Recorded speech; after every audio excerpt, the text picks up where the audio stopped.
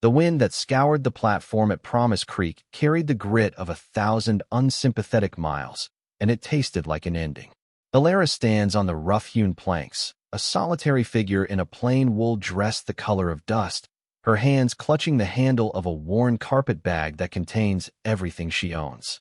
The train, a great iron beast panting steam, has already begun to pull away, its whistle a mournful cry that echoes the hollow space in her chest. This is it, the beginning of her new life. A life promised in letters penned with a steady, hopeful hand, speaking of wide-open skies and a respectable home. A life with Mr. Silas Blackwood. She scans the small cluster of men by the station house, her heart a frantic bird against her ribs. She searches for the face from the small, smudged photograph tucked inside her locket, a man with kind eyes and a hesitant smile. Instead, a different man detaches himself from the shadows of the building's overhang. He is tall and gaunt, with a face carved from granite and eyes like chips of ice. A dark, untrimmed beard obscures his mouth, but she feels the grim set of it anyway. He stops before her, his gaze sweeping over her from head to toe, a cold, methodical appraisal that makes her feel like livestock. "You the girl?" His voice is a low rumble, devoid of any warmth. Alara swallows, her throat suddenly as dry as the street. I am Alara. For Mr. Blackwood. I'm Blackwood," he grunts, and the last flicker of hope within her dies. This is not the man from the letters. This is a stranger, a predator. He reaches out and his fingers, rough and calloused, clamp around her upper arm. His grip is not a welcome, but an assertion of ownership. "Got my wire then. Took you long enough. Come on." He gives her a rough tug, and she stumbles forward, the carpet bag bumping against her legs. The world she had so carefully constructed from hopeful words and desperate dreams shatters into a million pieces of sharp, terrifying reality. They faced harsh judgment, but someone saw their true value. Before this story unfolds, tell us, have you ever stood up for someone unfairly judged? If you believe in looking beyond the surface, hit like and subscribe. The journey from the station was a silent, jarring affair. Silas Blackwood did not speak, save for curt commands to the two weary horses pulling the buckboard. Alara sat beside him, rigid and small, her gaze fixed on the endless expanse of dry, thirsty land that stretched to the horizon. This was the West she had read about, but the books had never mentioned the crushing weight of the silence, or the way the sky seemed to watch with a vast, indifferent eye. They had spoken of freedom and opportunity, not the cold dread that was now her constant companion. Her mind replayed the letters, trying to find some hint of this man in their gentle prose. They had been her lifeline in the grimy, overcrowded orphanage back east, the only thing that had kept despair at bay. The man who wrote those letters spoke of his loneliness after his parents passed, of his desire for a companion to share the beauty of the sunsets and the satisfaction of a hard day's work. He had enclosed a photograph of a much younger, softer man, a man whose smile seemed to promise safety. He had written of building a home, a family. He had used words like cherish and partner. The man beside her seemed incapable of such sentiments. His presence was a physical weight, oppressive and menacing. The sun was a merciless hammer in the sky, beating down on the cracked earth. Dust rose in fine clouds from the horse's hooves, coating Alara's dress and settling in her hair. She dared a glance at his profile. His jaw was set, a muscle twitching near his temple. He seemed to be in a state of perpetual anger, a simmering rage directed at the world itself. She wondered if he was angry at her, if her appearance had disappointed him. The thought sent a fresh wave of fear through her. She was plain, she knew. Her hair was a simple brown, her eyes the color of moss, and her frame was slight. She had no dowry, nothing to offer but a willingness to work and a desperate need for a place to belong. Perhaps that wasn't enough. Finally, after what felt like an eternity, he pulled the horses to a stop before a structure that could only charitably be called a homestead. It was a squat, unpainted cabin, weathered to a splintery gray. The roof sagged in the middle, and a pane of glass in the single front window was cracked, a spiderweb of fracture distorting the dim interior. A few skeletal chickens pecked listlessly in the dirt yard, which was littered with discarded tools and broken barrels. There was no garden, no sign of the gentle care the letters had described. There was only neglect and a profound, aching loneliness that seemed to seep from the very wood of the cabin. "Get down," Silas ordered, his voice flat. He didn't wait for her, swinging himself from the buckboard and striding towards the cabin without a backward glance. Alara scrambled to obey, her legs stiff from the long ride. She pulled her carpet bag from the back and followed him, her steps hesitant on the hard-packed earth. The air was still and hot, buzzing with the sound of flies. The front door groaned open under his hand, revealing a single dark room. The interior was even more grim than the outside. A rough table and 2 chairs stood in the center. A stone fireplace, black with soot, dominated one wall. In the corner was a narrow cot with a lumpy mattress and a threadbare blanket. The floor was dirt, and the room smelled of stale sweat, wood smoke, and something sour. "This is it," Silas said, gesturing vaguely at the squalor. "Your room's through there." He pointed to a dark opening covered by a stained canvas sheet. "Put your things away. Supper needs making." He dropped onto one of the chairs, leaning back with a creak of protest from the wood, and began pulling off his dusty boots. He did not look at her again. He had dismissed her. Alara stood frozen in the doorway, the carpet bag feeling impossibly heavy in her hand. This was her home. This was her husband. The beautiful dream had dissolved into a waking nightmare. She backed away slowly, pulling the canvas aside and stepping into the small, windowless space beyond. It was little more than a closet, containing another cot, narrower than the first. This, she understood with a sickening certainty, was where she was expected to sleep. Alone. The realization brought not relief, but a deeper, more chilling understanding of her position. She was not a wife. She was not a partner. She was a housekeeper, a servant he had acquired through the mail. Miles away, on a sprawling ranch that bore the marks of love and loss, Caleb Hayes watched his daughter, Lily, chase a butterfly through a patch of wild daisies. She was 6 years old, a whirlwind of blonde pigtails and boundless energy, the living, breathing image of her mother. Sarah had been gone for 2 years, taken by a winter fever that had swept through the valley with merciless speed. The grief was still a raw, open wound in Caleb's soul, a constant ache that some days made it hard to breathe. He ran the ranch alone now, with the help of a couple of hired hands. But the house was too quiet. It was filled with the ghost of Sarah's laughter, the scent of the bread she used to bake.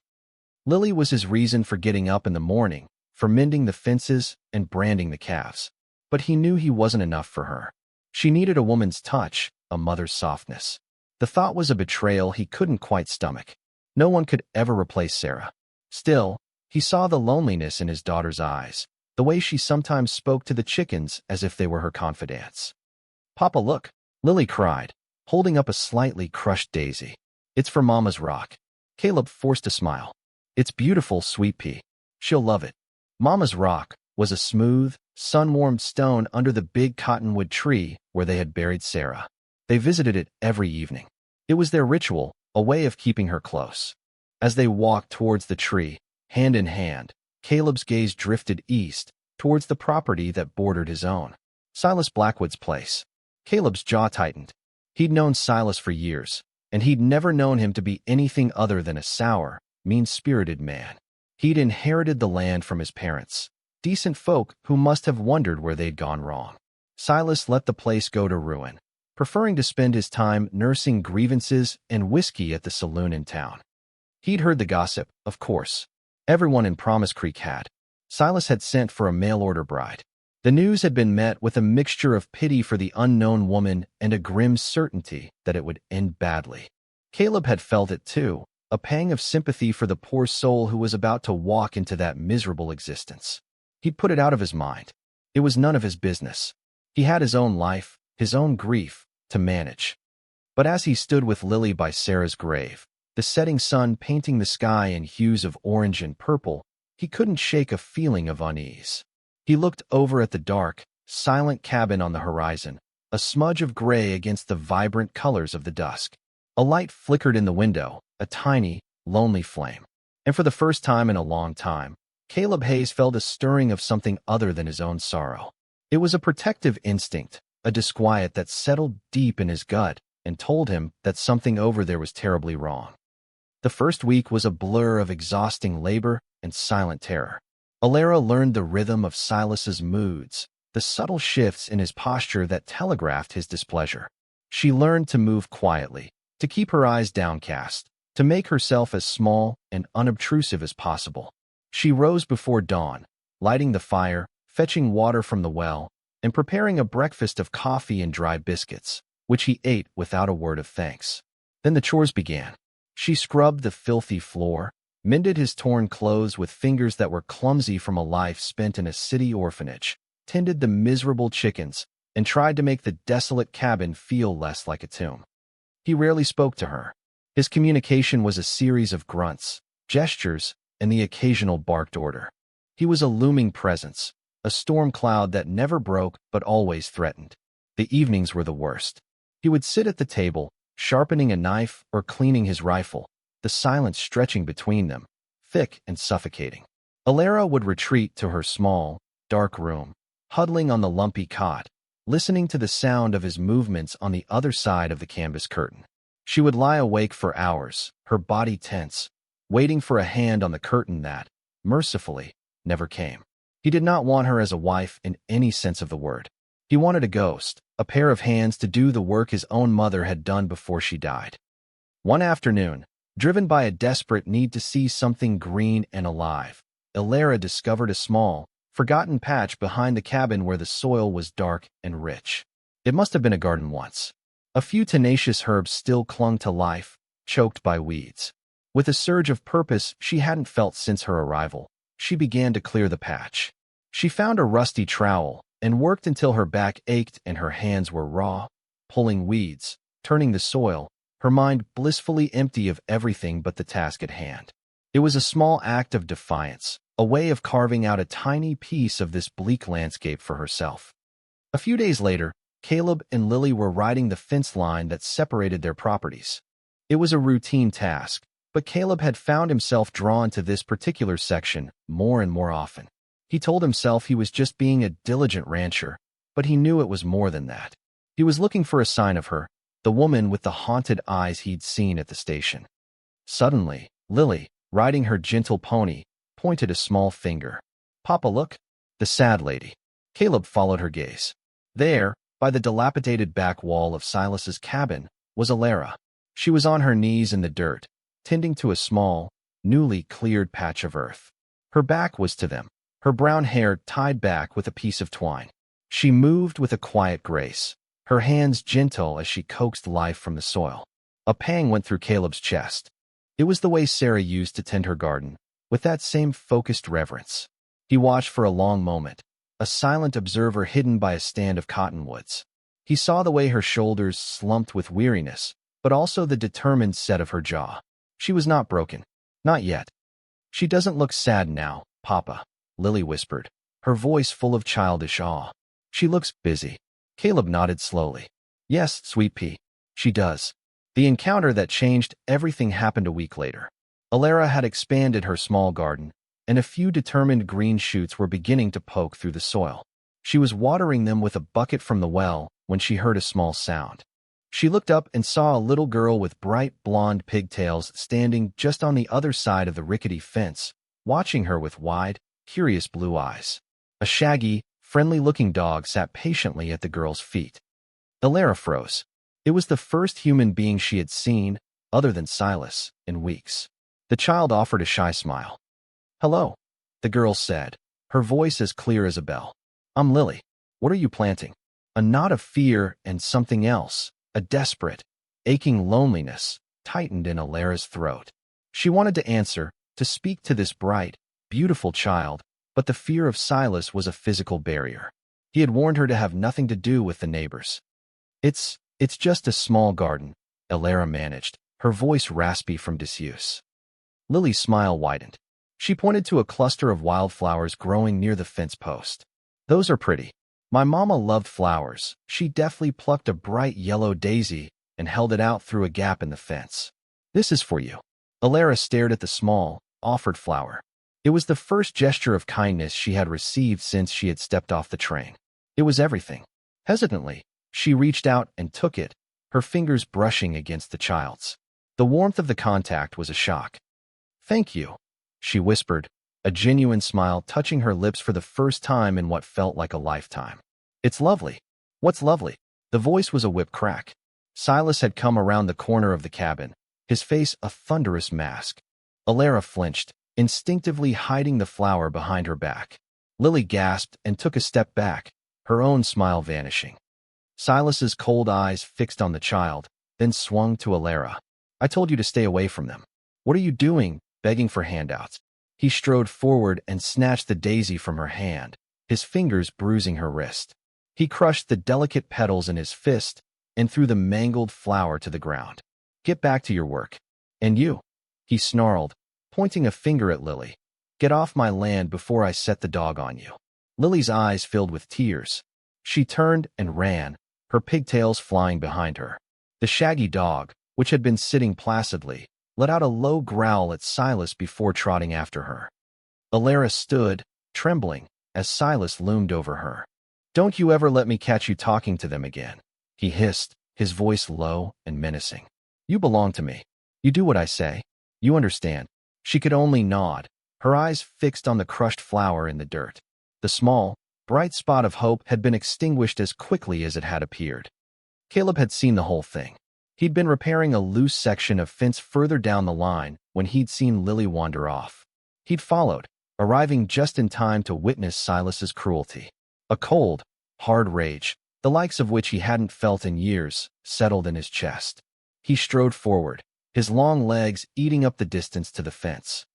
"Blackwood," he called out, his voice sharp and carrying in the still air. Silas spun around, his expression shifting from a sneer to a scowl. "Hayes, this is private property. You got business here." "My business is with a man who frightens little girls and bullies women," Caleb said, his voice dangerously quiet. He stopped at the fence line, his hands resting on the top rail. He was a broad-shouldered man, and his stillness seemed more threatening than Silas's bluster. "You leave my daughter out of your miserable life. And you do well to remember that Mrs. Blackwood is a lady, not a slave. You treat her with the respect she's due." Silas let out a harsh laugh. "Mrs. Blackwood," he mocked. "She's my wife. I'll treat her how I see fit. It ain't none of your concern. Now get off my property line." Caleb's eyes flickered to Alara, who stood frozen, her face pale and her eyes wide with a mixture of fear and something unreadable. He saw the faint bruise already forming on her wrist where Silas had grabbed her. His hands tightened on the fence rail, the wood groaning under the pressure. He wanted to vault the fence, to wipe the smug sneer off Silas's face. But he knew that would only make things worse for her. "Just a friendly warning, Blackwood," Caleb said, his voice dropping to a low growl. "Promise Creek might be a long way from the law, but folks around here have their own way of dealing with men who don't know how to act." He held Silas's gaze for a long moment, a silent battle of wills fought across the dilapidated fence. Then, without another word, he turned and walked back towards his own property, his back straight and rigid with suppressed fury. He found Lily hiding behind her pony, her face tear-streaked. He knelt and gathered her into his arms, holding her tight. "It's all right, sweet pea," he murmured into her hair. "He won't bother you again." But as he held his daughter, his eyes were on the small, solitary figure of the woman standing by the sad little garden, a prisoner on her own land. And he knew, with a grim certainty, that this was far from over. His warning had been a stone tossed into a stagnant pond, and the ripples were just beginning to spread. Life for Alara became even more constricted after the incident at the fence. Silas watched her constantly, his suspicion a palpable presence in the small cabin. He forbade her from working in her garden, claiming it was a waste of time. He piled more chores on her, as if determined to break her spirit through sheer exhaustion. The silence in the cabin grew heavier, more menacing. Alara felt as though she were living in a cage, the bars forged from Silas's temper and her own powerlessness.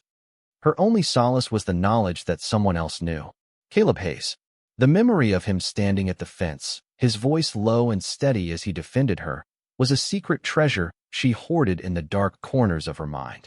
He had called her Mrs. Blackwood and a lady. He had demanded that she be treated with respect. No one had ever stood up for her before. The thought was both terrifying and exhilarating. It meant she was not entirely alone in her misery, but it also meant she had become a point of contention between two men, a dangerous position for a woman with no allies. Caleb, for his part, was consumed by a quiet, simmering anger. He found it difficult to concentrate on his work. His thoughts kept drifting to the pale, frightened woman on the neighboring property. He saw her in the resilient wildflowers that pushed through the hard-packed earth, in the gentle way the mare nuzzled her foal. He started making his rides along the eastern fence line a daily ritual. He never approached, never spoke. He just watched from a distance, a silent guardian she was likely unaware of. He would see her shaking a rug out the cabin door, or carrying buckets of water from the well, her movements weary but resolute. Each sighting tightened the knot of responsibility in his gut. Lily spoke of the sad lady often. "Is Mr. Blackwood still being mean to her, Papa?" she would ask, her brow furrowed with a child's earnest concern. "I don't know, sweet pea," Caleb would answer, his voice rough. "But we'll keep an eye on her." And they did. It became their silent pact. Sometimes Lily would ride with him, and they would sit on their horses under the shade of the cottonwoods, two sentinels watching over a lonely fortress. Lily would wave if she thought Alara might see, a small, hopeful flutter of her hand. One afternoon, the sky, which had been a clear, brilliant blue, turned a bruised purple-gray. The air grew thick and heavy, and a sudden, violent wind whipped across the plains, tearing at the trees and raising clouds of dust.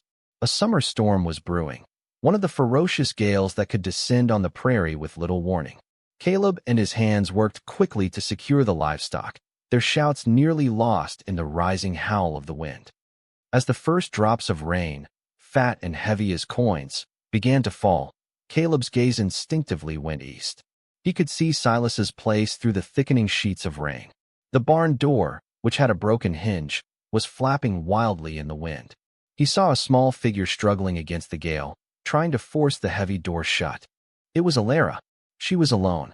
There was no sign of Silas. "Damn fool," Caleb muttered under his breath. He knew Silas. The man would be holed up in the cabin, dry and comfortable, while he left his wife to wrestle with a storm that could tear the barn apart. Without a second thought, he swung himself onto his horse. "Jed, you and Tom finish up here," he yelled to his men over the roar of the wind. "I'm going to help a neighbor." He spurred his horse into a gallop, bending low against the driving rain. The world was a maelstrom of wind, water, and noise. He reached the fence line, dismounted, and slipped through the rails, his boots sinking into the rapidly softening mud. Alara was still struggling with the door, her slight frame no match for the force of the wind. Her hair was plastered to her face, and she was soaked to the bone. She didn't see him approach until he was right beside her. "Here," he shouted, his voice barely audible. "Let me help." She looked up, her eyes wide with shock and fear. Rain streamed down her face, mingling with what might have been tears. She opened her mouth to protest, to tell him to go, but the wind snatched the words away. Caleb put his shoulder to the heavy wooden door, gesturing for her to do the same on the other side. "On three," he yelled. 1, 2, 3. Together, they pushed with all their might. The door groaned and scraped against the mud, but slowly, inch by painful inch, it began to move. The wind fought them, a malevolent, unseen giant, but their combined strength was finally enough. With a final, desperate shove, they slammed it shut. Caleb quickly found a length of rope and a heavy timber, securing the door against the storm's fury. They stood for a moment in the relative quiet of the barn's lee, chests heaving, rain dripping from them in rivulets. The air inside the barn was warm and smelled of hay and animals. A few cows shifted nervously in their stalls, their lowing a counterpoint to the storm's rage outside. "Thank you," Alara said, her voice trembling, whether from cold or emotion, Caleb couldn't tell. "He shouldn't have left you to deal with this alone," Caleb said, his voice a low rumble of anger. He looked at her, really looked at her, for the first time up close. He saw the exhaustion etched around her eyes, the fading bruise on her wrist, and the quiet dignity in her posture. She was shivering, her thin dress offering no protection from the elements. Acting on instinct, he shrugged off his heavy canvas jacket. "Here," he said, holding it out to her. "You'll catch your death." She hesitated, her eyes darting towards the cabin. I can't. He'll see. I don't give a damn if he sees, Caleb said, his voice firm but gentle. He draped the jacket over her shoulders. It was huge on her, swallowing her small frame, but the warmth and weight of it seemed to steady her. She pulled it tighter around herself, her fingers clutching the lapels. They stood in a charged silence, the storm raging around them. It was a small pocket of shared sanctuary in a hostile world. They were two strangers, bound by a fence line and an unspoken understanding of cruelty and kindness. In that moment, Caleb's sense of duty, of neighborly concern, shifted into something deeper, something more personal. This woman, with her quiet strength and her haunted eyes, was getting under his skin. He felt a fierce, primal urge to protect her, to scoop her up and carry her away from this miserable place. The back door of the cabin slammed open. Silas stood silhouetted in the doorway, a rifle held loosely in his hand. "What the hell is going on here?" he bellowed, his voice cutting through the storm. "Hayes, I warned you to stay away." He strode towards them, his boots splashing through the mud, his face contorted with rage. His eyes fell on Caleb's jacket draped around Alara's shoulders, and his expression darkened further. "Get that off her," he snarled. "She don't need anything from you." Caleb stepped forward, placing himself between Silas and Alara. She needed help with the barn door, Blackwood. Something a husband should have been doing. "I'm her husband. I decide what she does." Silas jabbed a finger at Caleb. "You've been sniffing around my property for weeks. I know what you're after.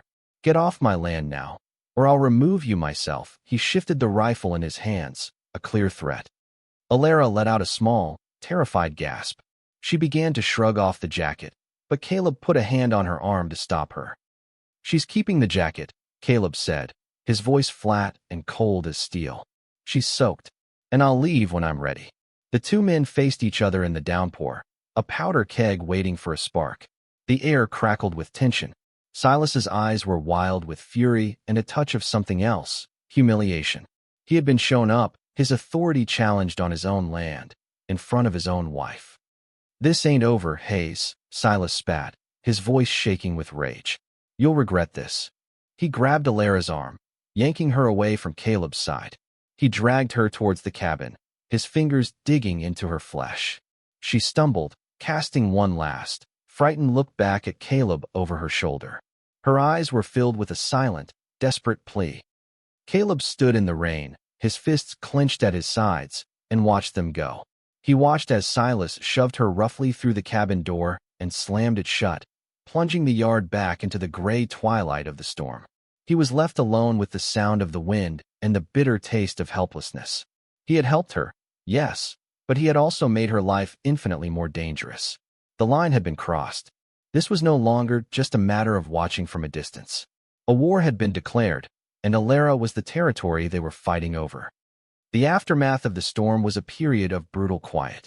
Silas did not speak to Alara for 3 days. He moved around her, a specter of silent, simmering rage. He took Caleb's jacket and burned it in the fireplace, the smell of scorched canvas a constant, acrid reminder of her transgression. His punishments were small and cruel. He would accidentally spill water she had just carried from the well, forcing her to make the trip again. He would criticize her cooking, pushing away a plate of food she had spent an hour preparing. He was waging a war of attrition, trying to grind her down, to erase the brief moment of defiance she had shown by accepting help. Alara retreated further into herself. The cabin became her prison, the surrounding prairie its impenetrable walls. She performed her duties with a numb, mechanical precision. But something inside her had shifted. Before, there had been only fear and despair. Now, there was a tiny, flickering ember of anger. She had tasted kindness, had felt the warmth of a protective gesture, and the memory of it was a stark contrast to the cold reality of her life. The fear was still there, a constant companion, but it was now laced with a thread of resentment. Caleb was tormented by the image of Alara's face as Silas dragged her away. He had played the scene over and over in his mind, cursing his own restraint. He should have done more. But what? He couldn't simply ride over and take her. The law, as unjust as it was on Silas's side. A wife was her husband's property. Any interference from him would be seen as meddling or worse. He was trapped by convention, by the very rules of the society he lived in. His frustration bled into his work. He was short with his hired hands, distracted and grim. Lily felt the change in him. She would watch him from the porch as he stared eastward, his jaw tight, his eyes dark with thoughts he wouldn't share. "Are you worried about the sad lady, Papa?" she asked one evening as they sat by Sarah's rock. Caleb sighed, running a hand through his hair. "Yes, sweet pea, I am. Can't we help her? I'm trying to figure out how," he said, more to himself than to her. He rode into Promise Creek the next day, needing supplies but also seeking information. He tied his horse outside the general store and went inside. Mrs. Gable, the proprietor and the town's primary source of news and gossip, greeted him with a knowing look. "Caleb," she said, leaning over the counter. "Heard there was some trouble out your way during the storm." Caleb's expression remained neutral. "Just a loose barn door at the Blackwood place." Gave him a hand. "So I heard," she said, her eyes sharp. "Silas was in here yesterday. In a foul mood, even for him. Said some folks ought to learn to mind their own business." She lowered her voice. "That poor girl. She ever come to town?" "Haven't seen her," Caleb said, grabbing a sack of flour. "Didn't think so. He's keeping her locked up out there like a possession. It ain't right, Caleb. It ain't Christian." Her words, a reflection of his own thoughts, offered little comfort. The town knew. They whispered about it. They disapproved, but no one did anything. They were all bound by the same invisible laws that held him back.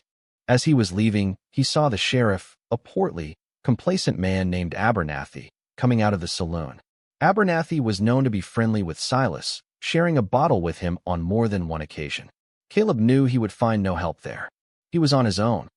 The breaking point came 2 weeks after the storm. It was a hot, still night. The moon was a pale sliver in the sky. Silas had come back from town late, smelling strongly of whiskey. He was in a black mood, his movements clumsy and aggressive. He stumbled over a chair, cursing loudly. He turned his drunken rage on Alara, who was trying to stay out of his way, mending a shirt by the dim light of a single candle. He accused her of putting the chair in his path deliberately. He accused her of judging him with her silent obedience. He advanced on her, his face flushed, his eyes bloodshot. "You think you're better than me, don't you?" he slurred, backing her into a corner. "You and your fancy neighbor. You think he's going to save you." He grabbed her, his hand tangling in her hair, and pulled her head back. For the first time, Alara saw not just anger in his eyes, but a deep, pathetic insecurity. He was a weak man trying to feel strong by terrifying her. And then he struck her. The blow was a flash of bright, searing pain across her cheek. The shock of it was so profound that for a moment, she couldn't breathe. He raised his hand again, and in that instant, something broke inside Alara. The fear, the despair, the numb resignation, it all coalesced into a single, powerful instinct: survival. She didn't scream. She didn't cry. She brought her knee up with all the force she could muster, striking him hard in the groin. Silas howled, a sound of pure agony, and doubled over, releasing her. That was her chance. She didn't hesitate. She fled. She wrenched open the cabin door and ran out into the night, her bare feet pounding against the hard, cool earth. She didn't grab her bag. She didn't think about where she was going. She just ran. She ran from the cabin, from the man who was her husband, from the life that was slowly killing her. She ran towards the only glimmer of hope she had. She ran east, towards Caleb Hayes's land. The prairie at night was a terrifying, alien landscape.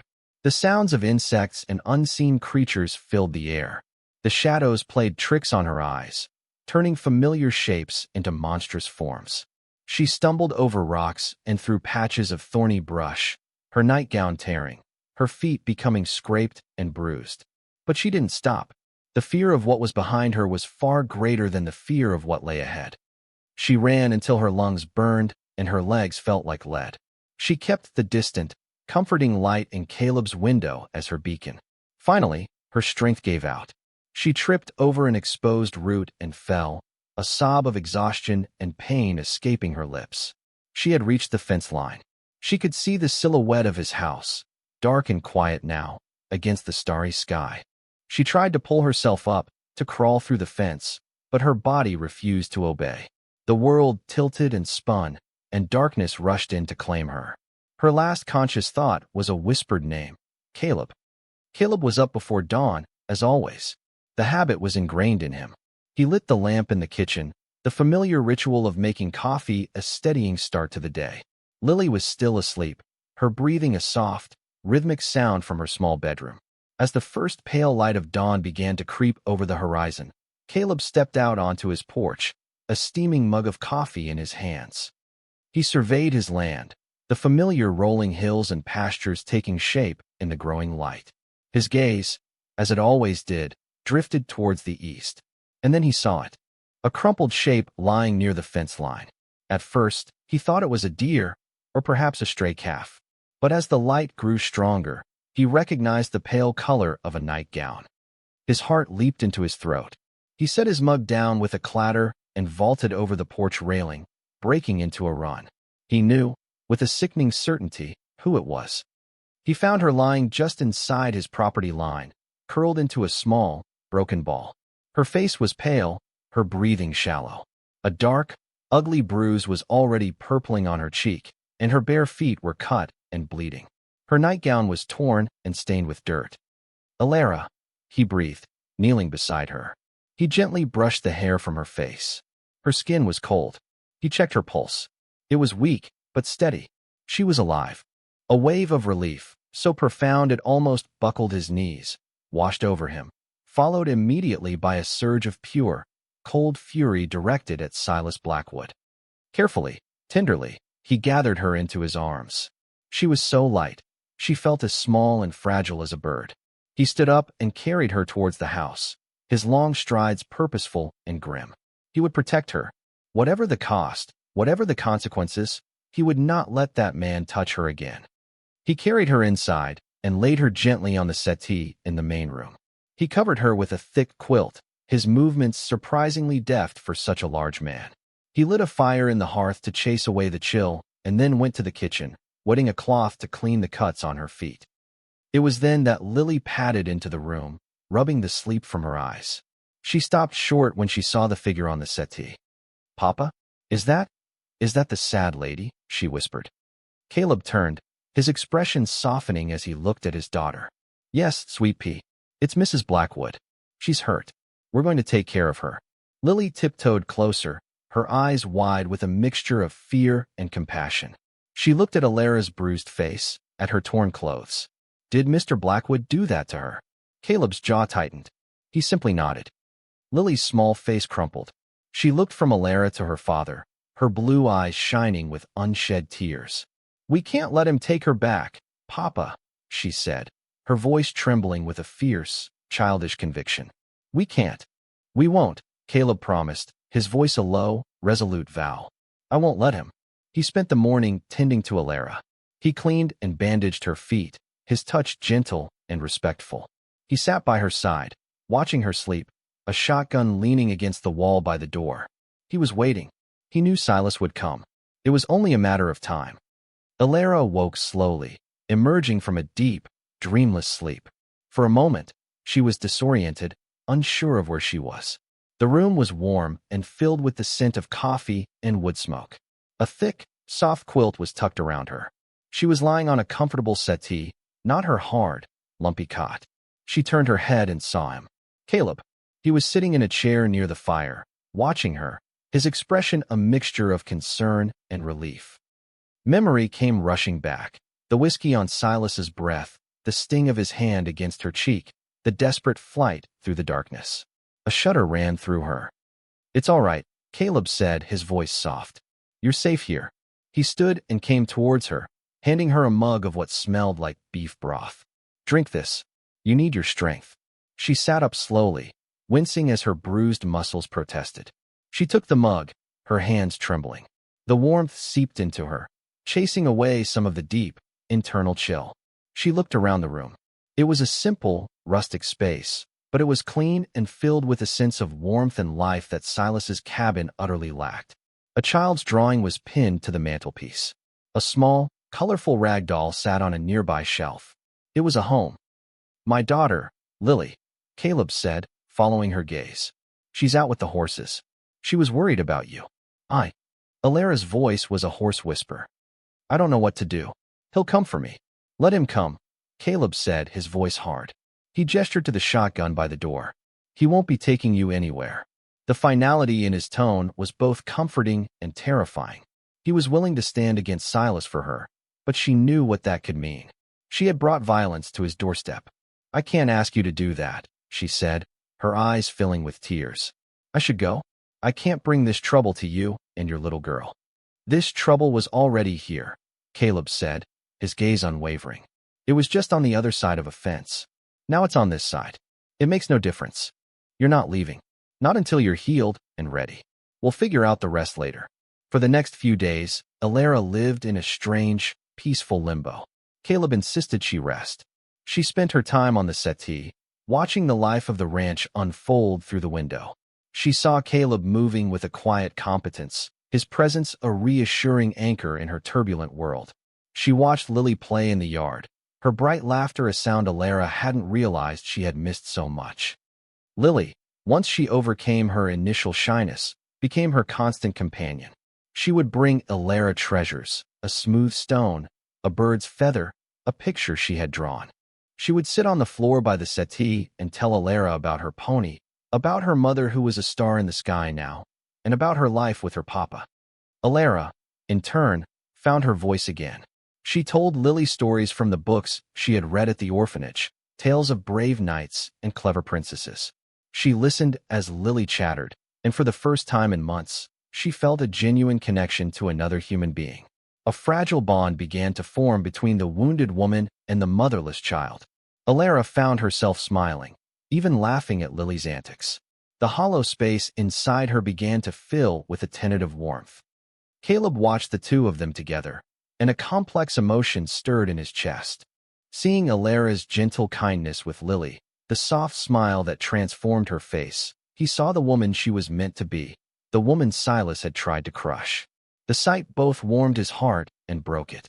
It was a painful reminder of what he and Lily had lost, but it was also a glimpse of what they might, impossibly, find again. His protective feelings for Alara were deepening, twisting into something more tender, more complicated. He knew their peaceful sanctuary couldn't last. Every time a rider appeared in the distance, his hand went to the shotgun. He was living on borrowed time. He needed a plan. He could try to put her on a stagecoach back east, but where would she go? Back to the orphanage? He couldn't send her away with nothing, and Silas could still legally stop her. The law was a tangled knot he didn't know how to undo. The turning point, the moment that clarified everything, came one evening. The sun was setting, casting long shadows across the porch. Alara was feeling stronger.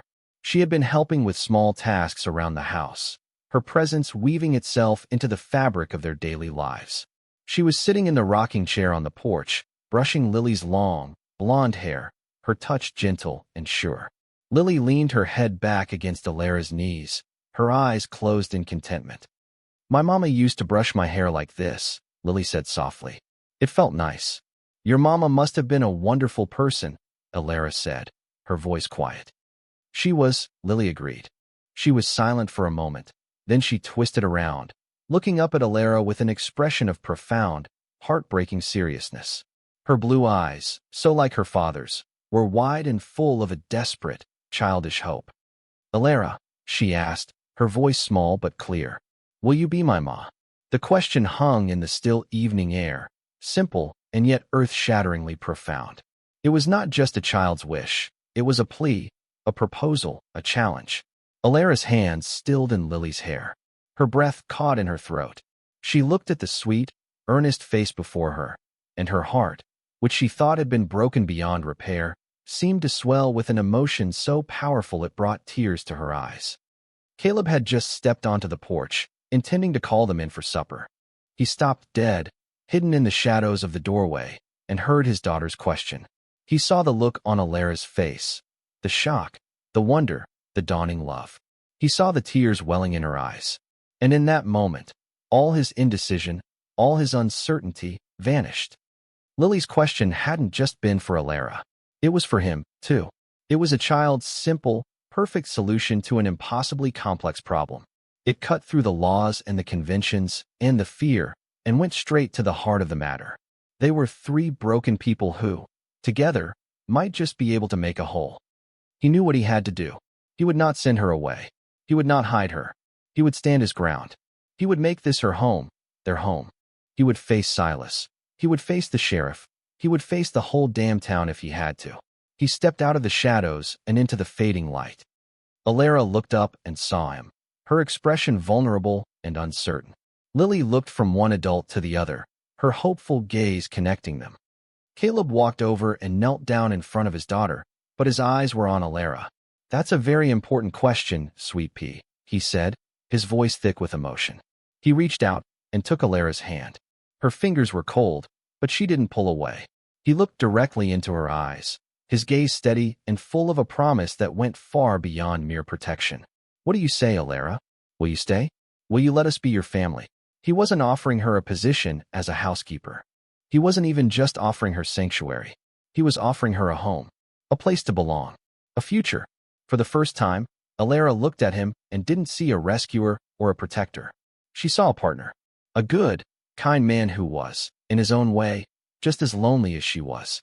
She looked at Lily, whose small hand had crept into her own. A single tear traced a path through the dust on her cheek. "Yes," she whispered, her voice choked with tears of relief and a joy she had never thought she would feel. Yes, the decision was made. The die was cast. Now, all they could do was wait for the inevitable confrontation. It came 2 days later. A rider had been sent from town with a message. Sheriff Abernathy would be arriving that afternoon, along with Silas Blackwood, to resolve the matter of his missing wife. The threat was implicit. Caleb read the note, his face grim, and then crumpled it in his fist. "He's bringing the law," he told Alara. Fear, cold and familiar, coiled in her stomach. "What will we do?" "We stand our ground," Caleb said simply. "Together." He spent the morning making preparations, but they were not preparations for a fight. He told his 2 ranch hands, Jed and Tom, what was happening. They were quiet, loyal men who had worked for his family for years. They listened, their expressions grim, and then Jed spoke.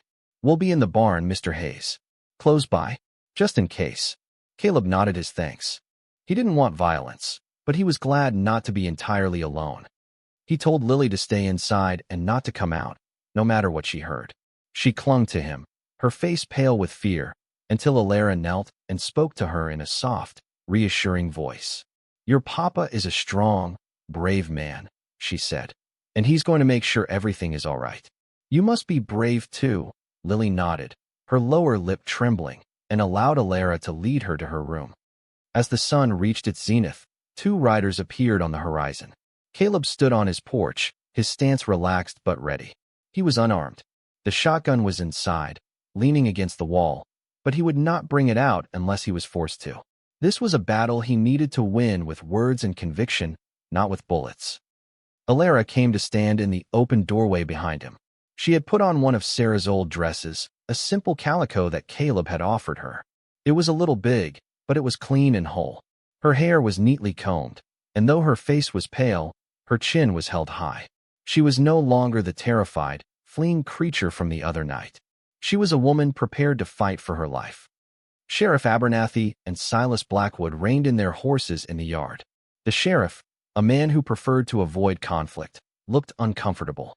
Silas, however, was radiating a triumphant malice. He smirked at Caleb, his eyes filled with contempt. "Hayes," Abernathy said, clearing his throat as he dismounted heavily. "This is an official visit. Mr. Blackwood has filed a complaint. Says you're holding his wife against her will." "She's not being held," Caleb said, his voice calm and even. "She's a guest in my home. She came here seeking shelter." "Shelter from what?" Silas sneered, swinging down from his horse. "From her wifely duties? You put ideas in her head, Hayes. Now send her out. We're going home." He took a step towards the porch. "She's not going anywhere with you, Blackwood," Caleb said, his voice hardening.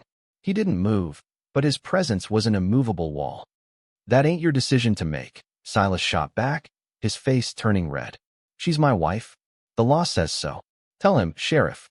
Abernathy shifted his weight, avoiding Caleb's gaze. "He's right, Caleb. Legally, she's his wife. She has to go back with him. Now, let's not have any trouble." It was then that Alara stepped forward, moving out of the shadows of the doorway to stand beside Caleb on the porch. She did not look at Caleb. She looked directly at the sheriff, her eyes clear and steady. "Sheriff Abernathy," she said, her voice shaking only slightly. "My name is Alara. It is true that I am married to Mr. Blackwood. It is also true that I will not be returning with him." Silas let out a harsh laugh. "You don't have a choice, girl." "Everyone has a choice," Alara said, her voice gaining strength. "I came here from back east because of the letters this man wrote me. Letters promising a home, a partnership. He promised kindness and respect." She paused, her gaze unwavering. "He lied." She turned her head slightly, showing them the dark, fading bruise on her cheek. "He promised me a home, and he gave me a prison. He promised me partnership, and he gave me servitude. He promised kindness, and he gave me this." Abernathy stared at the bruise, his blustering demeanor faltering. A flicker of shame crossed his face. "Those are just words," Silas snarled, his composure beginning to crack. "A wife's got to be disciplined now and then. She's been defiant." Listening to him, he jabbed a finger at Caleb. "I have not been defiant," Alara said, her voice ringing with a newfound authority. "I have been obedient. I have been silent. I have been terrified, but I will not be silent anymore. I fled your home, Mr. Blackwood, because you are a cruel man and a bully, and I will not go back. I would rather die." The conviction in her voice was absolute. In the silence that followed, Jed and Tom emerged from the barn, holding pitchforks. They didn't say a word, simply stood and watched, their presence a clear statement of support. The front door creaked open, and Lily, unable to bear the suspense any longer, ran out. She ignored the strangers, ignored her father's order to stay inside, and ran straight to Alara, wrapping her arms around her legs and burying her face in the calico dress. "Don't let him take her, Papa," she cried, her voice muffled. "She's going to be my ma." That was the final blow. The image of the child clinging to the abused woman, seeking comfort and protection from her, was more powerful than any legal argument. It laid bare the truth of the situation for all to see. This was not about a runaway wife. This was about a monster trying to reclaim his victim. Sheriff Abernathy looked from the bruises on Alara's face to the fierce protectiveness in Caleb's stance, to the child clinging to Alara's legs. He looked at Silas, whose face was now a mask of pure, impotent rage. The sheriff was not a brave man, but he was not an entirely dishonorable one either. He could see which way the wind was blowing. The silent, pitchfork-wielding ranch hands helped. He turned to Silas. "Blackwood," he said, his voice holding a new, authoritative edge. "I think you'd best get on your horse and ride. There's nothing for you here." "What?" Silas sputtered, his face incredulous. "You're taking their side?" "The law. The law also frowns on a man beating his wife." Abernathy cut him off, his voice sharp. "I saw the mark on her face. These men saw it. I'd say you're lucky Mr. Hayes is a patient man. Now get off his land before this gets ugly." Silas stood there, his mouth opening and closing, but no words came out. He had been beaten. He looked at Alara, at Caleb, at the child, and his face was a terrifying mixture of hatred and defeat. He spun around, stomped to his horse, and hauled himself into the saddle. "This isn't over," he spat, his voice venomous. He pointed a trembling finger at Alara. "You'll regret this. Both of you." He yanked the reins, wheeling his horse around, and galloped away, a dark figure of rage disappearing into the vast, indifferent landscape. A profound, echoing silence descended on the yard. Sheriff Abernathy cleared his throat, suddenly looking awkward again. "Caleb," he said, tipping his hat. "Ma'am." He didn't say anything else. He didn't need to. He mounted his horse and rode away at a much more sedate pace, leaving them alone. The immediate crisis was over. The threat had been faced and vanquished. Caleb, Alara, and Lily stood together on the porch, a small, defiant island in the quiet afternoon. Caleb let out a long, slow breath he hadn't realized he'd been holding. He looked at Alara, his heart full of a feeling so immense he couldn't put a name to it. It was admiration, it was respect, it was a deep, soul-shaking tenderness. She had found her voice, and it was more powerful than any gun. He reached out and took her hand. Her fingers curled around his, her grip surprisingly strong.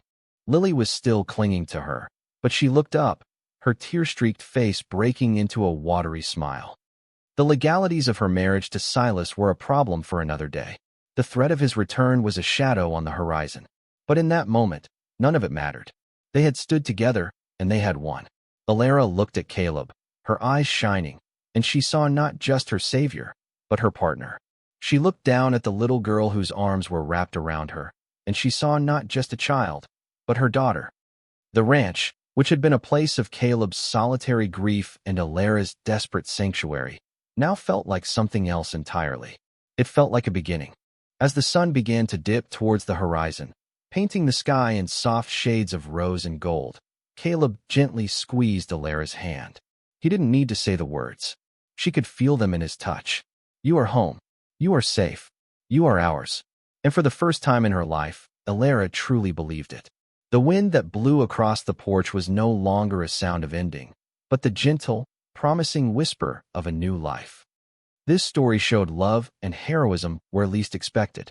What was your favorite moment of connection between them? Tell us in the comments. Thanks for watching. If you believe in compassion, overcoming prejudice, and finding love in unexpected places, give this story a like and subscribe for more.